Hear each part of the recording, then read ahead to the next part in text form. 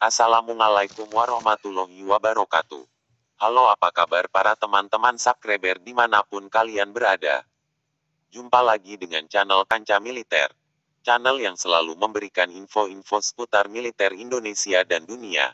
Pada video kali ini saya akan membahas tentang militer Indonesia yang berusaha mati-matian untuk mempertahankan NKRI, terutama Laut Natuna yang akan direbut oleh China.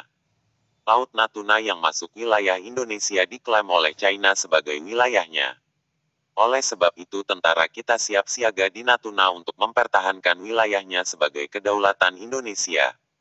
China yang sampai sekarang masih ngotot untuk merebut Laut Natuna sebagai wilayahnya. Lalu bagaimana tentara kita mempertahankan Laut Natuna menghadapi China? Kalau kalian tahu silakan simak video ini sampai selesai. Tapi saya ingatkan dulu buat kalian yang belum subscribe channel ini, silakan subscribe dulu channel ini. Biar kalian tidak ketinggalan tentang berita-berita terupdate dari para militer Indonesia dan dunia. Tentara Nasional Indonesia, TNI, sendiri sejak bertahun-tahun lalu sudah membangun pangkalan militer yang berisikan batalion komposit di Pulau Natuna. Batalion komposit di Natuna ini terdiri dari pasukan gabungan TNI 3 Matra di Indonesia. Tak tanggung-tanggung, Indonesia bahkan sengaja tempatkan alutsista terbaik TNI di Natuna.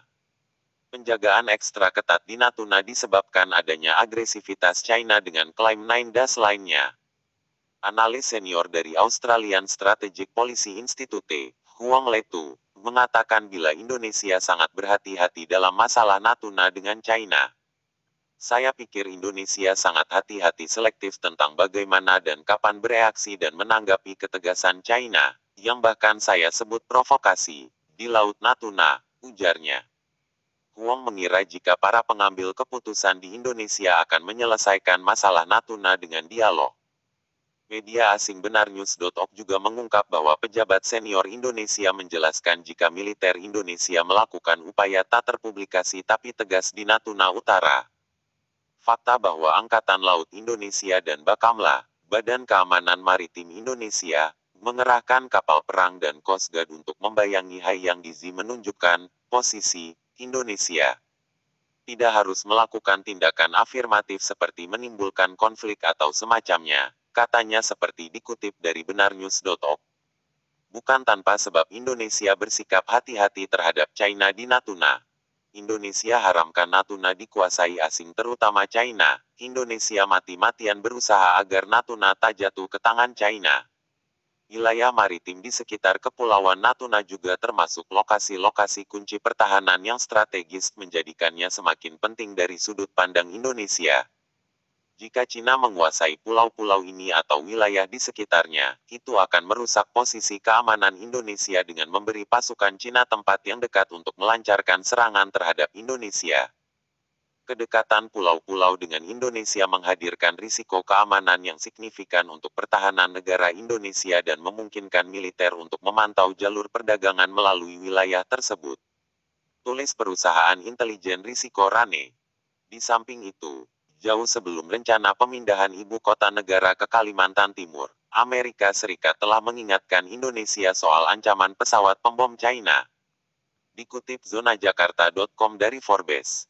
Sebuah lembaga pemikir Amerika Serikat telah mengumpulkan peta interaktif tentang bagaimana pangkalan udara, rudal, dan radar Tiongkok di Laut China Selatan yang disengketakan memungkinkan Beijing untuk memproyeksikan kekuatan militer hingga Singapura, Vietnam, dan Indonesia.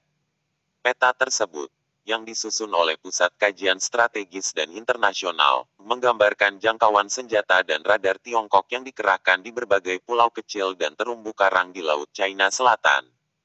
Misalnya, mengklik tab pesawat pengebom peta menunjukkan bahwa pembom H-6 China yang berbasis di Pulau Wudi, sekitar 400 mil dari Hong Kong, dapat menyerang target jauh di timur Filipina dan sejauh selatan Singapura. Pengiriman penting rute melalui Selat Malaka, dan ibu kota Indonesia Jakarta. Pesawat tempur J-11 China dapat menjangkau hingga Singapura, Balikpapan, yang juga merupakan wilayah Kalimantan Timur, dan Laut Jawa, serta ke timur Filipina. Vietnam Selatan dan Malaysia akan berada dalam jangkauan kekuatan udara China. rudal anti kapal dan anti pesawat Tiongkok yang dikerahkan di Kepulauan Spratly, yang merupakan sekelompok terumbu kecil di tengah laut China Selatan juga dapat menutupi sebagian besar wilayah, menurut peta CSIS. Dari Mischief Reef, sekitar 900 mil tenggara Hong Kong dan sekitar 500 hingga 600 mil dari Manila dan kota Ho Chi Minh.